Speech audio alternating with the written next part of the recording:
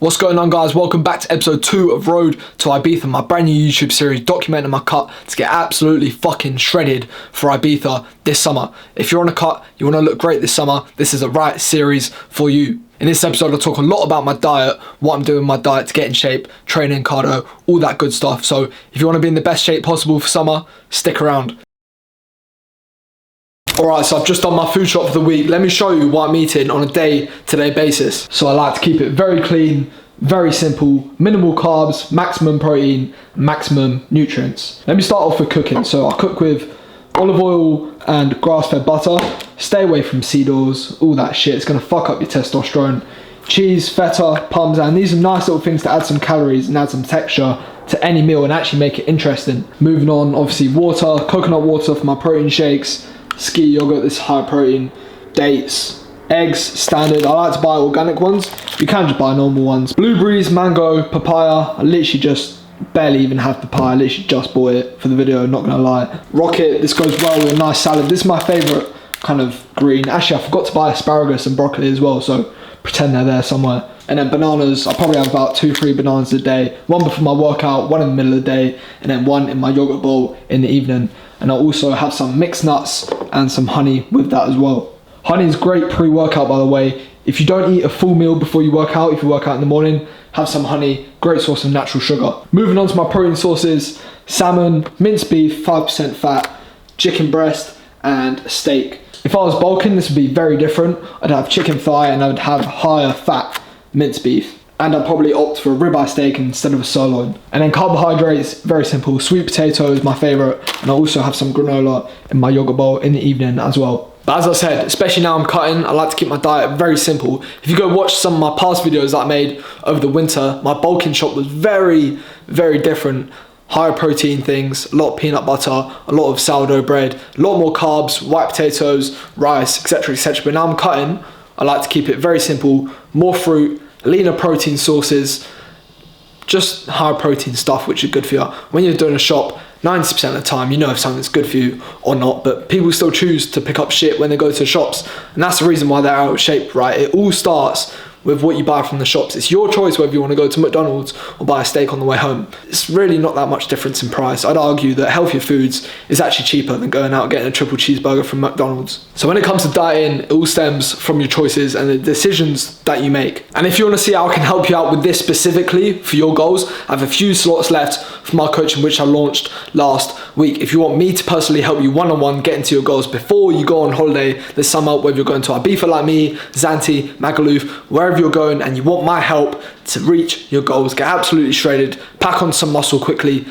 message me Summer on Instagram and I'll get back to you, give you the details on the coaching, what I can give you over the next 6 to 8 week period tailored to your goals. Once the slots are gone, they're gone. I can only work with a certain amount of people, so message me Summer on Instagram. My Instagram will be in the description at BenMorhall1. What I'm doing now is making a protein shake. Now, a lot of people, they're slamming down scoops of whey protein. If I have a scoop of whey protein, I'm on the toilet of half an hour, so can't be doing that. I like to keep my protein shakes natural and get my protein from natural sources. So here's a protein shake you can make, 600 calories, 30 grams of protein, and you won't be stuck on the toilet for 3 days after. So key ingredient, eggs. I'll do 3 organic eggs. I have some blueberries. You can do frozen blueberries, doesn't really matter. 1 banana, I'll do 3 dates. Coconut water as well, secret ingredient. Some chia seeds, because I feel like it. And very fucking simple. Literally, 6 ingredients. Now, I like using coconut water. 1, because of the texture. 2, because the electrolytes you get from the coconut water. And 3, it's just tastes nice. If you use normal water, it'll just be bland and the shake won't actually taste that nice. And if you use milk,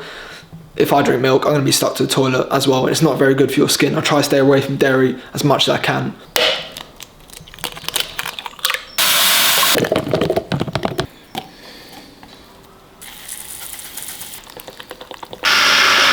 Right, there we have it, 600 calories, 30 grams of protein. Literally took me, 3 minutes to make, so easy. Now it's time for the most important part, which is the taste test. That's unreal. People say to me all the time, oh, can't believe you eat raw eggs. Like, bruv, man up. It's a bit of fucking egg. What's it gonna do to you? Kill you. If you wanna eat whey protein and then shit yourself for the next 4 hours, then feel free, but I'm gonna stick to my eggs. Also, one more thing, with my meals, right, I like to keep them very light. I don't like having heavy meals like pasta loads of sauce.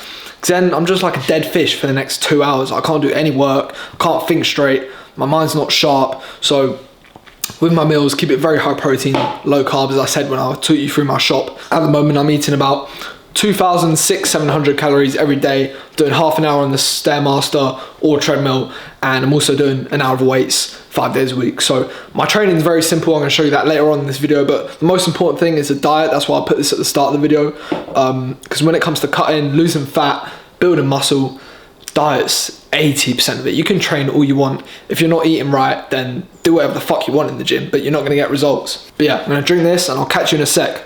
Yes guys, what's going on? It's currently just gone 9 AM. I'm just about to drive to the gym. Apologies for the change in quality. I just switched to my iPhone for this vlogging section of the video.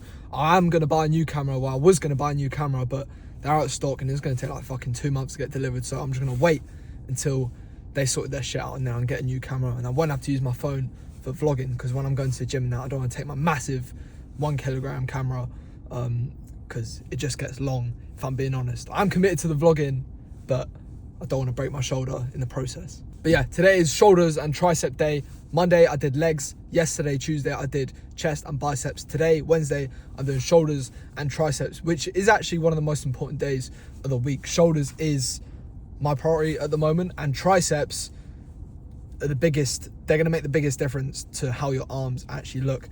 Girls come to me and say, oh, I like biceps, but they really mean triceps. Triceps is what actually makes your arms bigger. So I'm going to take you along a little vlog for this morning. As I said, 9 AM now, I'm about to drive to the gym. I'm going to put my fucking UK drill tunes on to get in the right mindset, and then we're going to smash this session, and then I've got half an hour cardio to do after that. Yeah, I've been on the cardio this week, done 30 minutes every day on the incline treadmill, so we're going to slowly progress that up, and when I see a plateau in my weight, when my weight stops dropping, then I'll increase the amount of cardio that I'm doing. But I'll explain all of that a little bit later. I'm not going to waffle on too much. Let's get to the fucking gym. I'm talking straight cash, cause I don't take shorts.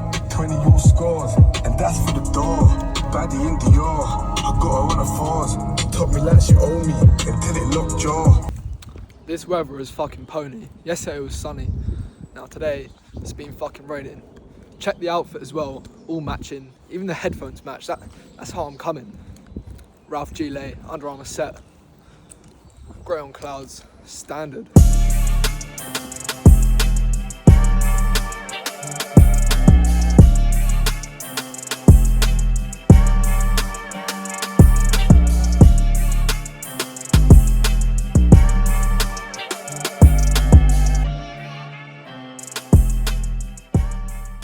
Looking fucking shredded. That is how I'm looking at the moment.